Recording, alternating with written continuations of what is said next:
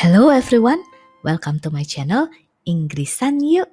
Dalam video kali ini kita akan belajar tentang interrogative words atau question words. Jadi ada kata tanya apa saja ya dalam bahasa Inggris? Yuk kita lihat satu persatu. Yang pertama, what? Apa? This is asking for a specific thing or object. Jadi ini menanyakan tentang sesuatu atau objek tertentu. Contoh dalam kalimat, what is this? Apa ini? It's a book. Ini adalah sebuah buku. What time is it now? Jam berapa ini sekarang? It's 7 o'clock. Ini jam 7.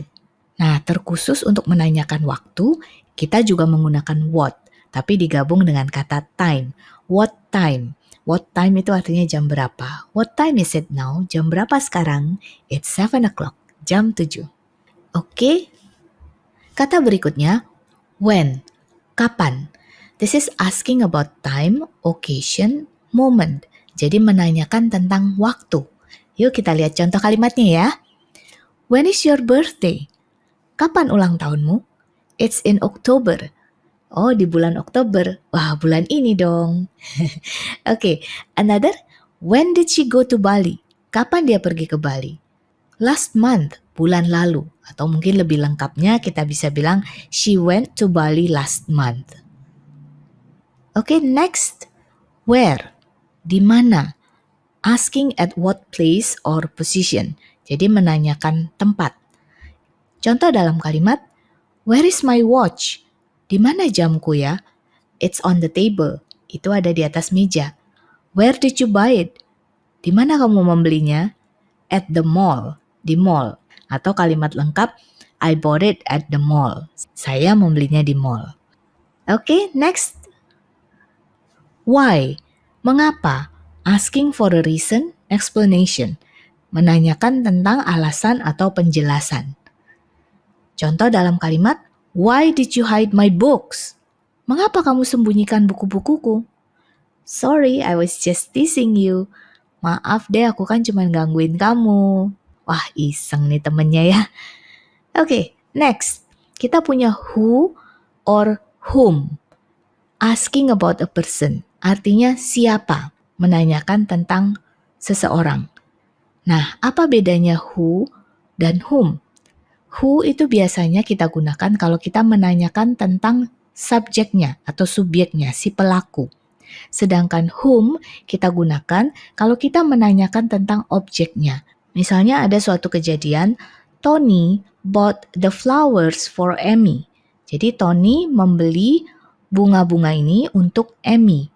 Nah, kalau kita mau menanyakan subjeknya yaitu Tony, nah kita menggunakan who. Who bought the flowers for Amy? Siapa yang membelikan bunga-bunga ini buat Amy? Tapi kalau kita mau menanyakan objeknya yaitu Amy, kita menggunakan whom. Dan prepositionnya yaitu for, itu kita gunakan di depan. For whom? Jadi untuk siapa? For whom did Tony buy the flowers? Untuk siapa Tony membelikan bunga-bunga ini? Terkadang prepositionnya juga bisa ditaruh di belakang. Jadi bentuknya menjadi whom did Tony buy the flowers for? Artinya sama, untuk siapa Tony membelikan bunga-bunga ini? Dalam informal or casual English, yaitu bahasa Inggris sehari-hari, kalau preposition for ditaruh di belakang, maka kata tanyanya biasanya bisa juga menggunakan who. Jadi, who did Tony buy the flowers for? Ini juga bisa diterima, acceptable ya. Tapi kalau dalam bentuk formal, memang kita tetap menggunakan whom. Karena yang ditanyakan adalah objeknya. Jadi, whom did Tony buy the flowers for? Tapi kalau prepositionnya ditaruh di depan, itu pasti menggunakan whom. Ya, jadi for whom did Tony buy the flowers? Cukup jelas ya? Coba kita lihat satu contoh lagi.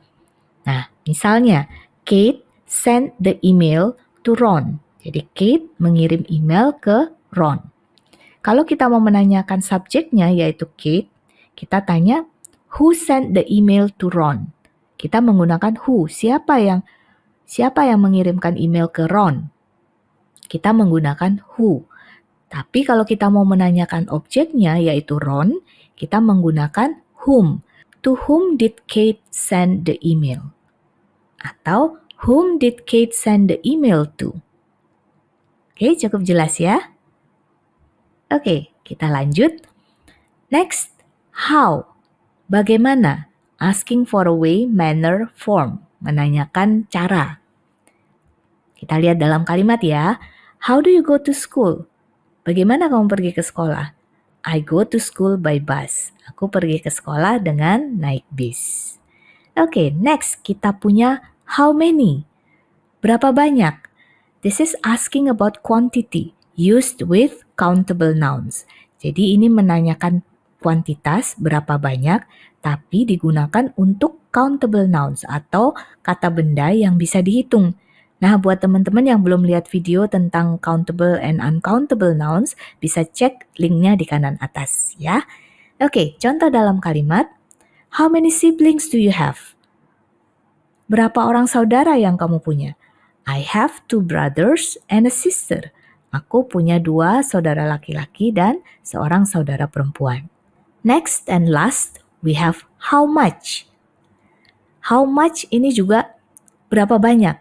Tapi, this is used with uncountable nouns. Digunakan untuk kata benda yang tidak bisa dihitung. Contohnya, water, air, rice, etc. How much is also used to ask about price. Juga digunakan untuk menanyakan tentang harga. Jadi how much ini bisa artinya berapa banyak atau bisa artinya harganya berapa. Oke, let's take a look at the examples. Kita lihat contohnya ya. How much sugar do you need? Kamu butuh berapa banyak gula?